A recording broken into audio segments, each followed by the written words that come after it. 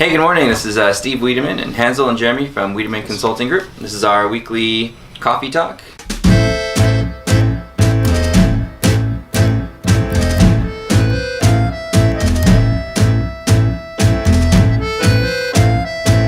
Today we're trying a mocha from the same place we went to last week from Ark. Next week we'll do the drip coffee. And this is really interesting, but normally you go to Starbucks and you walk in and you say, I just want a regular drip coffee, and they hand it to you while you're at the register, or if you get an espresso, they have to make it and you have to go wait in line or whatever. Ark coffee is a little bit different. You go to get drip coffee and they tell you it takes, what, 30 minutes? Yeah, about 20 to 30 minutes. 20 to 30 minutes for regular coffee. You know, that the is stuff the dedication. You get at the drive-in, right? It's kind of weird. So I'm wondering if they're doing French press. Could be. Do you see them pressing anything or doing anything over there? I didn't see it. Did it look like a laboratory setup? Because that's key. Very scientific. No, yeah. No goggles? Or no. Things were exploding in the back. Medical jackets.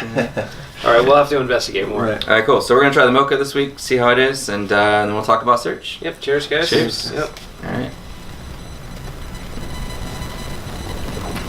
Oh, that's easy to drink. It's good. It's actually real light for a mocha. Mochas are generally, feel like they're stronger. I think I like the Americano better, but this is good. This is really tasty. It's got sugar and caffeine, so like I mentioned before the video, I'm probably going to be just like hovering down the hallways and I'll have my shirt over my head. This is the mocha ordered as is, right? Because I know you can. Sometimes you can customize it and add extra sugar. That's good. It's actually the as is not overpoweringly sweet, which is nice. And if you missed it, this is Ark Coffee. So there, it's my close-up Ark Coffee. So cool. Yeah, I like it. I think it's good. Yeah. I think I'd definitely get it again. I still want to try like the cappuccino and latte and other stuff there too, but mocha's good stuff. Mm-hmm. So local search. Last week I was at the local search summit down in San Diego, and we're hanging out with some pretty cool people. Greg Sterling from Local Search Association was there hanging out as always. He runs basically the organization that hosts these great, like really big local search conferences. This one was really specific to one vendor that offers a service that does the data syndication. Okay. Right? So they take your business information and they submit it to Axiom and Factual Localese and InfoUSA, and they do all that for you to make sure that it stays accurate. And when you have 3,000 locations or 10,000 locations, it's really helpful to not have to do it manually for each one. Yes. Right. So anyway, so it was really cool watching Greg do the first night's keynote. He talked kind of about high level what's going on in the industry. What would you think some of his futurist ideas were around what's happening in search this year? And local search? Or sure. Search in general? Search in general. Well, I mean, eventually you have to get around to the voice search category, using every device that has a microphone that get hands-free. And so I think that's a big one. Up and coming. That was definitely on a lot of people's slides. Yeah. I think I even had it in mine. Oh, yeah. Voice is really a big thing. The other things he talked about were, if I remember right, he talked a little bit about, what's the one thing I thought was really interesting? So one, of course, is the voice search thing. Two, I think, is going to be VR and AR. And what was fascinating about that is, if you've ever seen the new BMW motorcycle, he didn't talk about this one, but I saw it recently. The new BMW motorcycle doesn't fall. It just stands upright and balances itself. Wow. And because it's got these different tires and doesn't fall over, they don't give you a helmet. You have a face mask that you put on. Okay. And the face mask is a goggle. That's so awesome. And it has AR in it, the augmented reality. So while you're driving, it's giving you the angles and the maps and showing you to turn through your regular goggles. Wasn't that in the Terminator movie? Like it was in one of them. Sure, it was a Terminator thing. But that was really cool. So augmented reality, and there's another fun video that you can look at that what was it, augmented video sample or something like that you can look for, and there's this lady who's shopping, and as she's shopping, this stuff is happening on her goggles, and it's like buy this and you get 3 points, and here's what your points are, and at some point she's on a bus, and all of a sudden there's an error, like your system's been hacked. And we're trying to clean it up right now, and this voice comes up, and this person, an image of a person, and it's like, am I gonna lose all my points? You know, like her whole life is like driven by gamification. Right. And then she loses everything, and it's just like this nightmare. So it's really kind of funny, but it's interesting at the same time. So yeah, I see that happening. Augmented reality is definitely gonna be something where people. Yeah. My forecast was that people would drop home PCs and go to VR. Why would you want to have a desktop PC that you have to go in another room for when you can sit right in your living room with a keyboard, right? Or a virtual keyboard with your fingers, right? You just put your little gloves on and you have your virtual keyboard. And the virtual keyboard's on your VR at the bottom, so you can see yourself kind of type the keys with your fingers. And then everything else is above. So you would, one, you have more privacy. And then two, if you wanted to show everybody, you just click the beam button, right? Or if you're using a remote, you click the beam button and it beams and broadcasts to the TV in the room. It's going to make it more interesting when you're walking by people on the street to know if they're looking at you or not. I think that's or watching porn or doing something. all of the above, really. Right. It's going to be really weird. Or what happens if their audio accidentally gets like unplugged or something and everybody gets to hear what they're doing. All the above. It's going to be really interesting. So local search. So I had a few minutes. I had 8 minutes. I think I went over by probably 10. But I wanted to be the one, as I try to do, to sort of sum everything up. And Hansel, you and I were talking about this before. We go to these events, and there's all these great presenters that come up and they talk about their topics, and they're like, oh, this is something for data, and this is some new thing, and this is a way that you address your users on your landing pages, and but nobody ever announces to the group how they should be organizing all these different thoughts. So I recommended, I said, if this were my first local search event and I was the franchise manager for, Taco Bell or Subway or anyone who's here, and I was trying to organize all this stuff that I'm being fed in one day, that I would break it into 4 sheets on my notepad, and each of those 4 sheets would be action items that I want to try and test when I get back. And sheet 1 was the data, looking at your actual business data and how accurate it is. It's the integrity of that business data.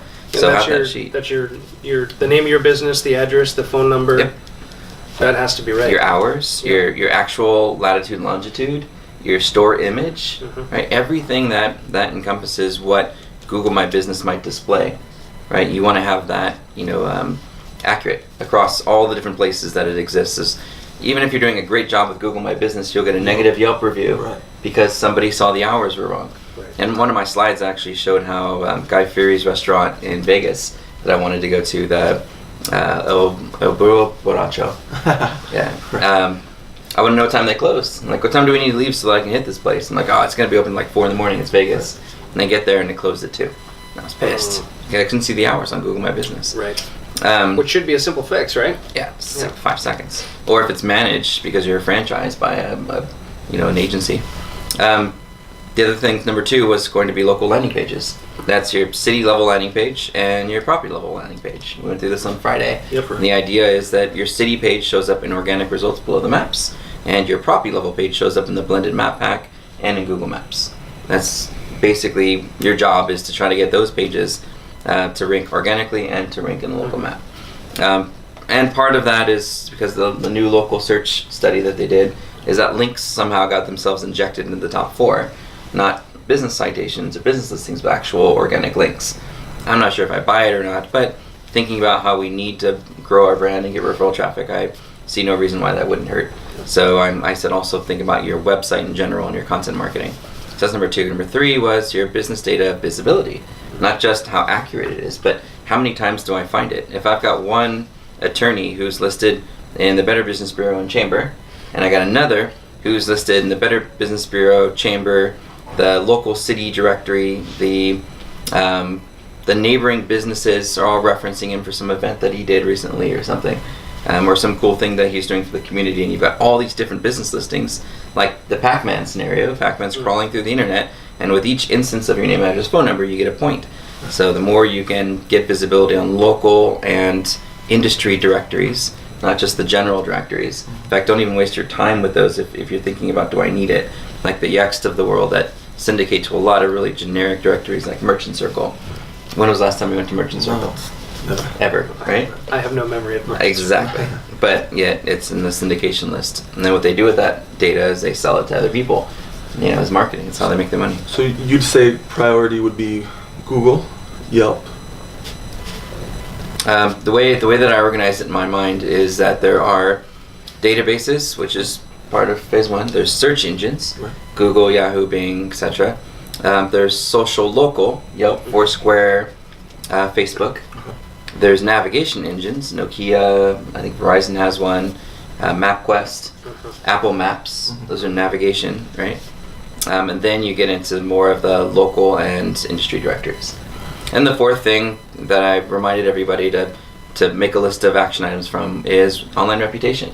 I actually moderated a panel with the mattress firm. He talked a lot about how important it was to use Bizarre Voice to display reviews on his pages. Yep. And he's like, we focus on our reviews first, and if we get Google My Business and Yelp reviews, great. But we focus getting and owning our reviews and that user content on our website. Why spend all your money promoting Yelp and Google My Business when you could get that? So you do a search for them. That encompasses the ratings as well. Yeah. So when you do a search for reviews for them, all you see is the first page of mattressfirm.com and the different reviews, instead of all Yelp and Google My Business and Facebook.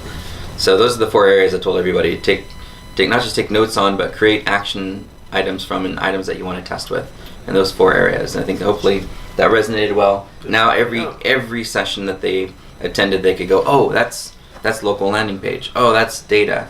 Oh, that's syndication. Oh, that's rating reputation. They have a way to organize that and then to delegate those to different people on the team.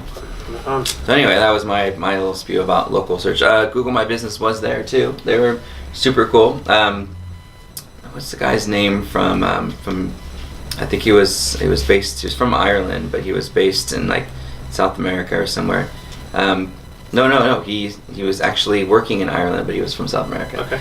And it was so cool because he got up and what would Google say if they had 40 minutes to talk about search? Right? So every single time Google goes up, they're not going to say, here's how you do this and here's how you do that, right? That's just not what they're allowed to do. What was interesting is he kept honing in on the word delighted. He kept saying, I want to be delighted. I went to this place, I had a really good experience, it was amazing. I wanted to show a friend about it, and I had a really hard time trying to visually show him what my experience was like. I couldn't see the person who put my belt together, and the family-oriented atmosphere, the real pictures of what that place was like, right?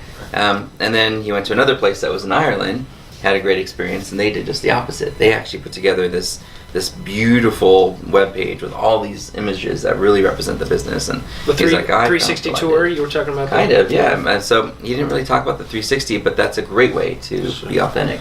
That was really cool. So last year the word was helpful, like Honda. Right? Before that it was useful, and now Google wants you to be delighted. Delighted. Anyway, but it was cool. That. Yeah. So I'll probably put up a summary at some point next week on the blog of everything else that we got out of that one day at Local Search Summit. It was cool. Got a lot of really good insights. Greg was amazing and had some really good thought leadership. So I'll see what I can put together. Fantastic. Cool. Thanks for hanging with me, guys. Yeah. Till next week, this is Steve Wiideman and Wiideman Consulting Group, and we'll see you next week. All right. Cheers. See you guys.